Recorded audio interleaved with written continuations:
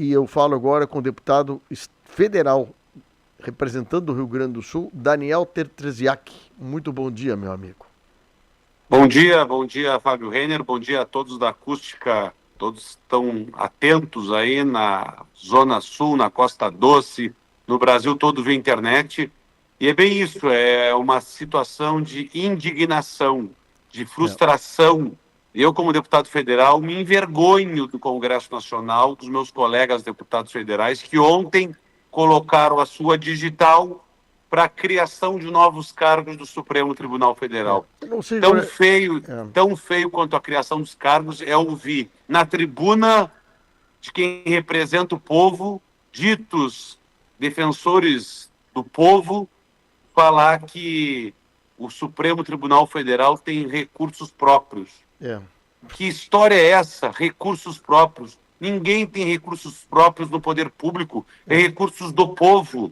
Seja o Congresso Nacional, seja o Executivo, quando a Janja gasta demais, seja o Judiciário. Os três poderes, o dinheiro é do povo.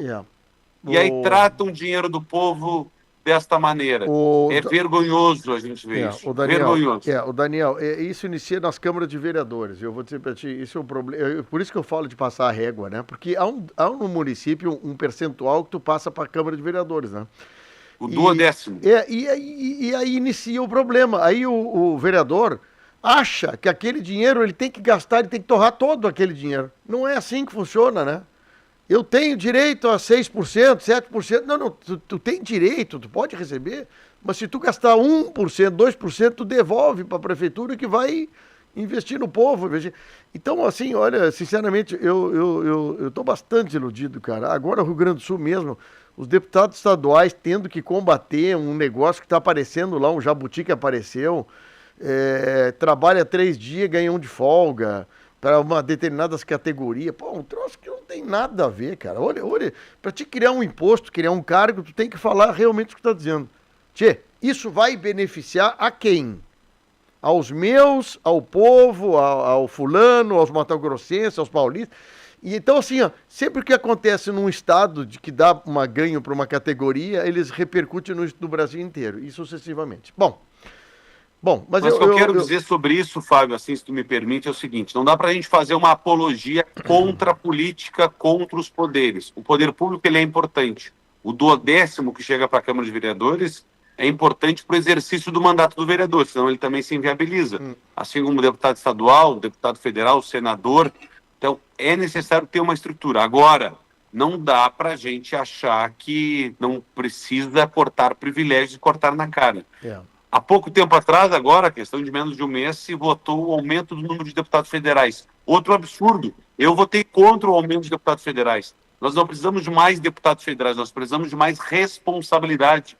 Nós não precisamos de mais cargos para o Supremo Tribunal Federal. Então é uma hora que está todo mundo enxugando, todo mundo economizando, reduzindo, e aí a gente vê o Supremo Tribunal Federal aumentando. O Congresso Nacional aumentando o número de deputados federais. Eu cortei na carne como deputado federal, eu abri mão da aposentadoria especial para deputado federal.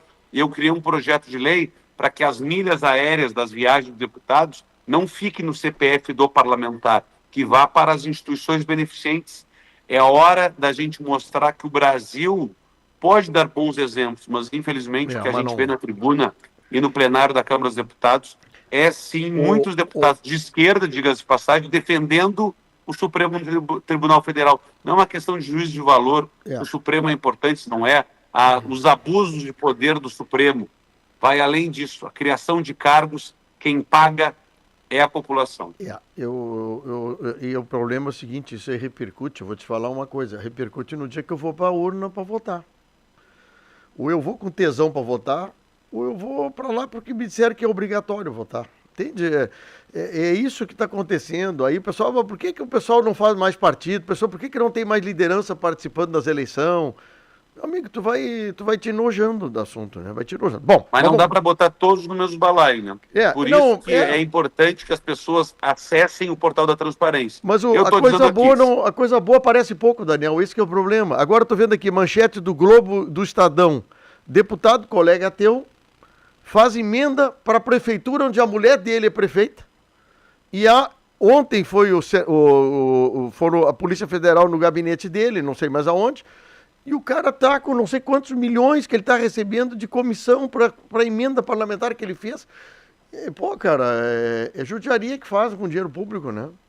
São 513 deputados federais, 81 senadores, e é importante que cada um acompanhe como votou. A votação de ontem para o aumento do Supremo Tribunal Federal está aí, estampado no portal da transparência. Então, assim, a minha digital foi contra o aumento de deputados federais, foi contra a criação de cargos do Supremo Tribunal Federal. Isso aí. É a favor sempre do combate a privilégios. A gente tem o Brasil que muitos ganham pouco e poucos ganham muito. E se a gente não entender que no Poder Judiciário, no Parlamento, no Poder Legislativo e no Executivo precisa enxugar as pontas, precisa reduzir, a gente não vai ter fim. Tem que fazer. É por aí. E às vezes, né, Daniel, tu deve estar constrangido, porque as reuniões de líderes partidários, eu sei, porque eu já passei por isso, olha, o PSDB vai votar a favor de tal coisa. Vem cá, mas espera um pouquinho, né? Não minha função é defender o meu voto, a minha posição, né? Às vezes até há constrangimento dentro das bancadas por isso, né? A própria orientação ontem do PSDB foi votar a favor da criação dos cargos do Supremo Tribunal Federal. Eu contrariei o meu partido, mas eu não posso contrariar a minha consciência, não posso contrariar as minhas convicções. Continua assim que tu sempre será bem avaliado, isso que é importante. Amigo, vamos falar umas coisas mais amenas, então. Vamos falar porque nós estamos aí há menos de um ano agora para a retomada, o assunto do Praça do Pedágio, nossa, Polo Sul. Tu tem acompanhado algumas coisas a respeito disso? A Fábia Rich estava em Brasília, me trouxe uma informação. Tu também esteve conversando aí com a ministra do Planejamento. O que tu está percebendo que vem por aí, Daniel, sobre o nosso pedágio Porto Alegre? Agora entrou a questão Porto Alegre, né? Porto Alegre, 290, 316 e assim por diante, hein? A gente tem dois pontos da mesma pauta. O primeiro é o Polo Rodoviário Sul, das 5 praças administradas pela Ecosul, agora Eco Rodovias, e que este contrato acaba no dia 3 de março do ano que vem. E aí, a partir desse momento, o governo diz que não vai ter mais pedágio. Vai levantar as cancelas. Isso mostra a incompetência do governo de fazer um novo processo licitatório a tempo. Isso mostra a incompetência do governo de não conseguir, diante deste período, fazer um novo leilão. O que vai acontecer? Não vai ter pedágio. Tá bem, a gente pode até comemorar agora, não vamos pagar pedágio. Mas isso também é um problema. Por quê? Porque uma rodovia que não tenha pedágio justo, isso vai causar um transtorno na falta de guincho, de ambulância, de manutenção da rodovia. E a gente sabe como é o governo. Não estou falando que eu sou a favor do pedágio. Eu sou a favor de uma concessão justa. O problema é que a gente está tão mal acostumado com os pedágios da Ecosul, tão mal acostumados ao longo dos 28 anos que pagamos muito e não temos retorno nenhum.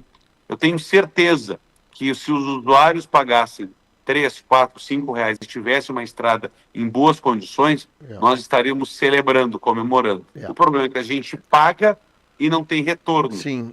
Paga um valor altíssimo, que é o pedágio mais caro, e não recebe quase nada em troca.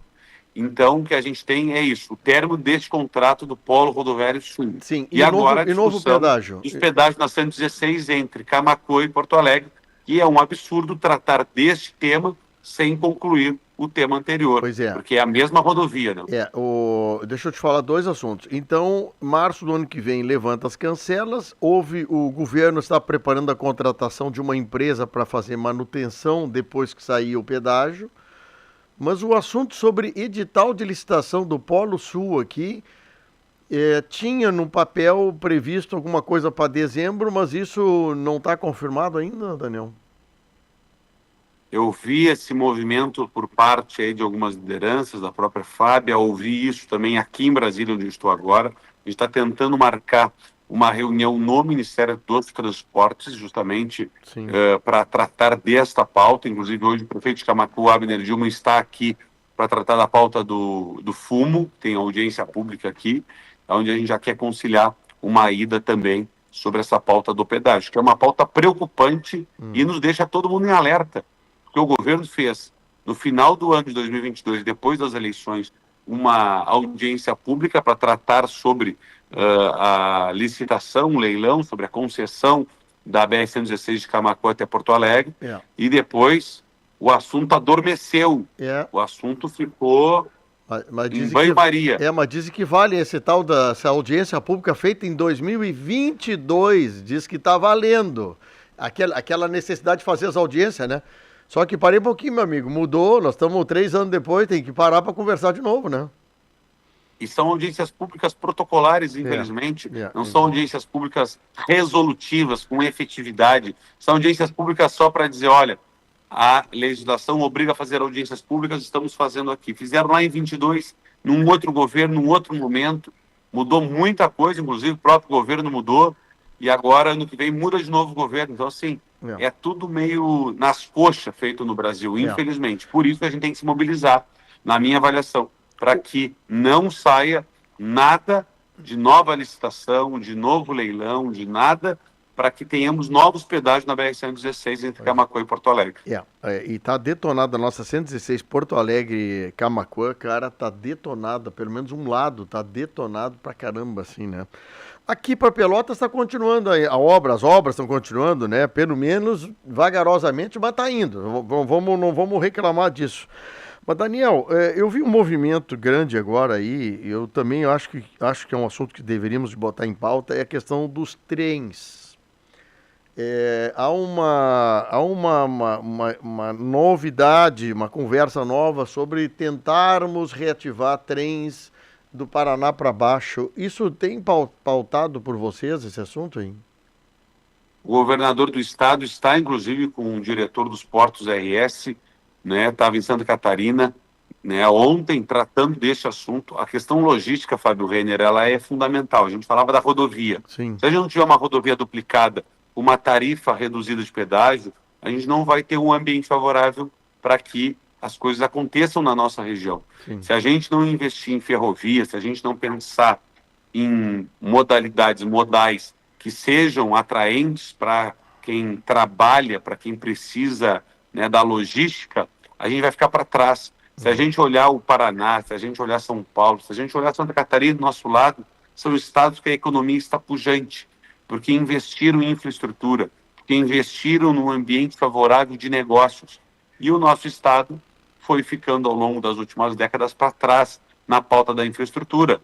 É inaceitável uma obra da 116, que tu comentavas há pouco, levar 15 anos para acontecer e não está pronta ainda. 15 anos.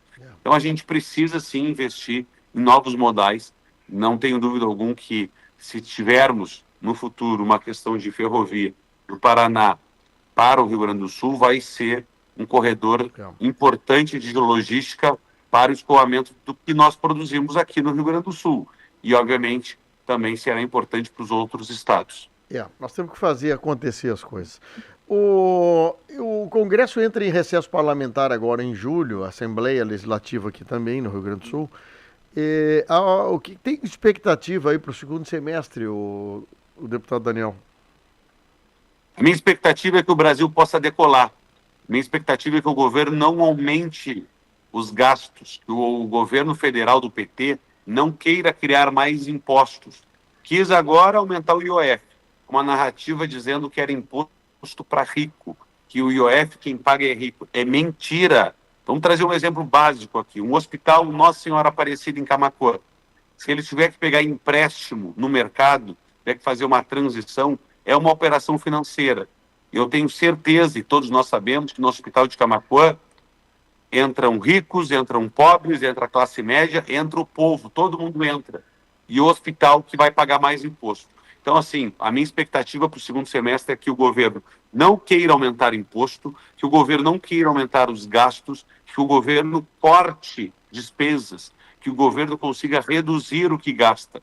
Reduzindo os gastos com a primeira-dama, reduzindo gastos com viagem, reduzindo gastos desnecessários. Do que adianta ter 38 ministérios se os ministérios não têm orçamento?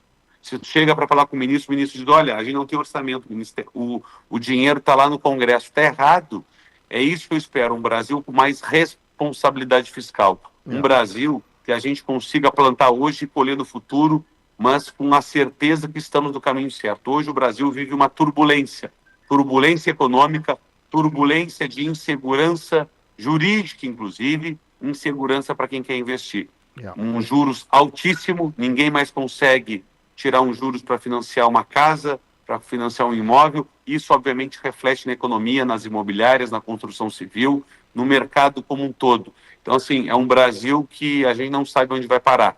Vai no mercado, seja onde for, vai na feira, vai na farmácia, o dinheiro está perdendo valor cada dia que passa. Vai na feira com R$100, a gente sai com meia sacola cheia. Não é, olha, tá difícil. Amigo, então tá, nós estamos à disposição aí, sempre que tu tiver alguma bate-papo legal para nós aí, estamos à disposição, tá, Daniel? Obrigado. Eu vou seguir trabalhando com coerência, com cabeça erguida, mãos limpas, combatendo o privilégio, cortando na carne, que isso é necessário. Eu faço a minha parte como deputado federal, abrindo mão daquilo que teria direito, mas que, na minha avaliação, não é o correto. Eu também concordo. A gente precisa ter um Brasil com valores melhores e que a gente mude essa concepção. Nem todos são iguais, as pessoas não são iguais, assim como os políticos não são iguais. Exato. Um grande abraço a todos os amigos da Acústica. Obrigado, Fábio. Obrigado, forte abraço para ti, bom trabalho aí, conta com a gente, tá?